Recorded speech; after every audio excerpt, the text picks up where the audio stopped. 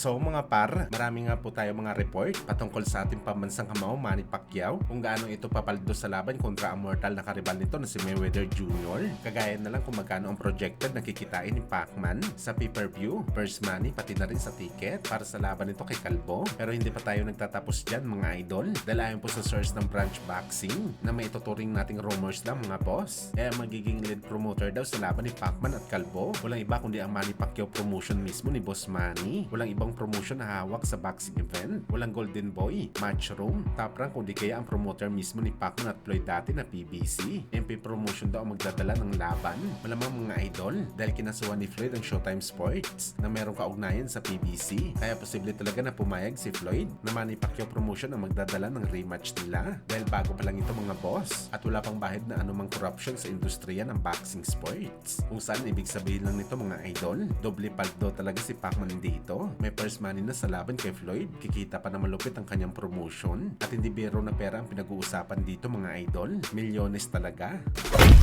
Samantala David Benavides, sinabi nag-offer daw ang kanyang kampo ng $150 million kay Canelo Alvarez para ikasal super fight na bakbakan nila. Kung saan hindi daw nagdalawang isip si Canelo, tumaliko daw kaagad ito sa offer. Well, para sa atin mga idol, okay lang sana noong nakalipas na 3 taon pa, galit tayo kay Canelo dahil kahit anong pilit sa kanya mga idol, ayaw talaga nito labanan si David Benavides na halos 4 na taon na ito mandatory sa kanyang titulo. Maraming galit sa Meksikano dati dahil nagmumukhang cherry picker ito, iwas ng iwas kay Benavides.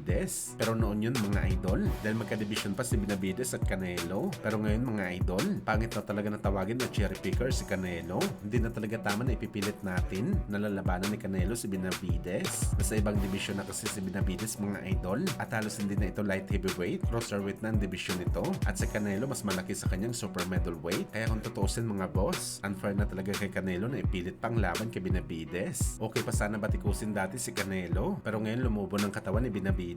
Ibang-iba na talaga ang laki ng Mexican Monster kumpara kay Canelo. Sa kabilang banda naman mga idol, IBF pinag-utos ng laban ni Kenneth Luber kalaban si Katsuma Akitsugi para sa IBF title eliminator fight sa bantamweight division. Well, isa malaking break to mga idol para kay Luber at ito na rin ang pinangako sa kanya ni Koki Kamida na ipalaban si Luber sa title fight ngayong taon. Ito ng tsansa nila mga idol. Pero gayon pa man mga boss, hindi basta-basta kalaban itong si Akitsugi. Dihado dito si Luber. Subok ng tibay ni Akitsugi sa bakbakan. Tinumban nito mga idol ang malalakas nating mga pambato na sina Jonas Sultan, Astrolabio at Aston Palicte. Pero hindi tayo nababahala dito mga boss dahil tiwala tayo sa lakas at galing ni Luber para talunin itong si Akitsugi. Ang atin lang mga idol, baka mahirap matuloy ang laban dahil pro box fighter po itong si Akitsugi at si Luber Kamida Promotion. Ang tanong, papayag ba kaya ang pro box na ipalaban si Akitsugi sa Kyrgyzstan o Japan kalaban ng ating pambato na si Luber? Kaya abangan natin yan mga idol.